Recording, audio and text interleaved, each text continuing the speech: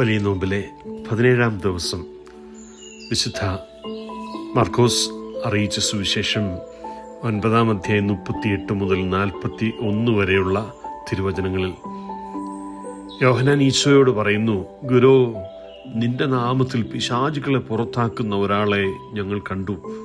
ഞങ്ങൾ അവനെ തടഞ്ഞു, കാരണം അവൻ നമ്മളെ അനുഗമിക്കുന്നില്ല. ഇവിടെ വാക്കുകൾ ശ്രദ്ധിക്കുക. അവൻ നമ്മളെ അനുഗമിക്കുന്നില്ല. അവൻ നിന്നെ അനുഗമിക്കുന്നില്ല എന്നല്ല, നമ്മളെ. അതായത് ഇവിടെ ശിഷ്യന്മാർ ദൈവകൃപയെ ചില പരിധികൾക്കുള്ളിൽ ഒതുക്കാനായിട്ട് ശ്രമിക്കുകയാണ്. ഈശോ പ്രതികരിക്കുകയാണ്, അവനെ തടയേണ്ട, നമുക്ക് എതിരല്ലാത്തവൻ നമ്മുടെ പക്ഷത്താണ്. അതായത് ദൈവത്തിൻ്റെ കൃപയുടെ വ്യാപ്തി നമ്മുടെ ചിന്തകൾക്കും നമ്മുടെ ആലോചനകൾക്കും ഒക്കെ അതീതമാണ്. ഈ നോമ്പുകാലം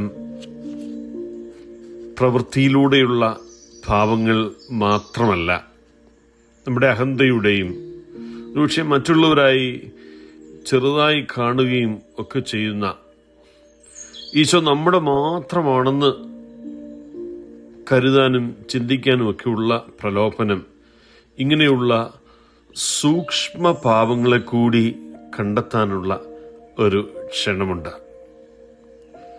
ചിലപ്പോഴെങ്കിലും ആത്മീയ മത്സരങ്ങളിൽ വീണുപോകാനുള്ള സാഹചര്യം നമുക്കുണ്ട്. വിവിധ ശുശ്രൂഷകൾ, പ്രാർത്ഥന ഗ്രൂപ്പുകൾ, ഇടവകൾ, ദൈവവിളികൾ പോലും നമ്മൾ അറിയാതെ താരതമ്യം ചെയ്യാറുണ്ട്.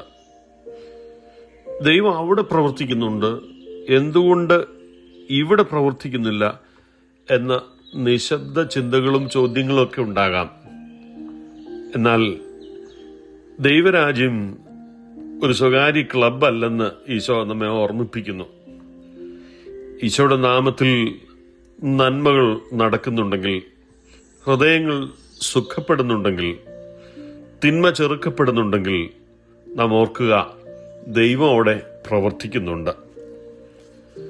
പിന്നീട് ഈശോ മനോഹരമായ ഒരു കാര്യം കൂടി കൂട്ടിച്ചേർക്കുന്നു, നിങ്ങൾ ക്രിസ്തുവിനുള്ളവരാകയാൽ അവന്റെ നാമത്തിൽ ആരെങ്കിലും നിങ്ങൾക്കൊരു പാത്രം വെള്ളം കുടിക്കാൻ തന്നാൽ അവന് പ്രതിഫലം ലഭിക്കാതിരിക്കുകയില്ല.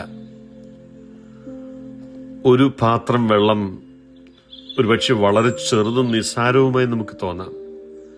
ദൈവത്തിൻ്റെ ദൃഷ്ടിയിൽ സ്നേഹത്തിൻ്റെ ഒരു പ്രവൃത്തിയും വളരെ ചെറുതല്ല എന്നുള്ളതാണ്. വലിയ ത്യാഗങ്ങൾക്ക് മാത്രമുള്ള സമയമല്ല നോമ്പുകാലം, മറിച്ച് ആരാലും ശ്രദ്ധിക്കപ്പെടാത്ത കൊച്ചു കൊച്ചു നന്മ പ്രവൃത്തികൾ അനുഷ്ഠിക്കാനുള്ള സമയം കൂടിയാണ്. സഹിഷ്ണുതയും ക്ഷമയും പ്രോത്സാഹനവും ഔദാര്യവും ഒക്കെ പരിശീലിക്കാനുള്ള അനുഗ്രഹീത സമയമാണിത്. ഈ നോമ്പുകാലം നമ്മെ താഴ്മയിലേക്കും ഹൃദയത്തിൻ്റെ ഉദാരതയിലേക്കും പ്രത്യേകം ക്ഷണിക്കുന്നു. എന്തുകൊണ്ടവ എന്ന് ചോദിക്കുന്നതിന് പകരം എനിക്ക് എങ്ങനെ സേവിക്കാൻ കഴിയും, ശുശ്രൂഷിക്കാൻ കഴിയും എന്നതാകണം ഈ കാലഘട്ടത്തിൽ നമ്മുടെ ചോദ്യം. നമ്മുടെ സ്ഥാനം കാത്ത് സൂക്ഷിക്കുന്നതിന് പകരം ക്രിസ്തു പ്രഘോഷിക്കപ്പെടുന്നതിൽ സന്തോഷിക്കുവാൻ സാധിക്കണം. നമ്മുടെ ഹൃദയങ്ങളെ വിശാലമാക്കാം. നമ്മുടെ പദ്ധതികൾക്കപ്പുറം ദൈവത്തിൻ്റെ പ്രവൃത്തിയെ തിരിച്ചറിയാൻ പരിശ്രമിക്കാം. സ്നേഹത്തിൽ നൽകപ്പെടുന്ന ഒരു ചെറുപാത്രം വെള്ളത്തിൻ്റെ നന്മ നാം ഒരിക്കലും കുറച്ച് കാണരുത്. ക്രിസ്തുവിനു വേണ്ടി ചെയ്യപ്പെടുന്ന ചെറിയ ചെറിയ പ്രവൃത്തികൾ പോലും നിത്യതയ്ക്കായിട്ട് പ്രതിധ്വനിക്കും. ദൈവം നമ്മെ അനുഗ്രഹിക്കട്ടെ.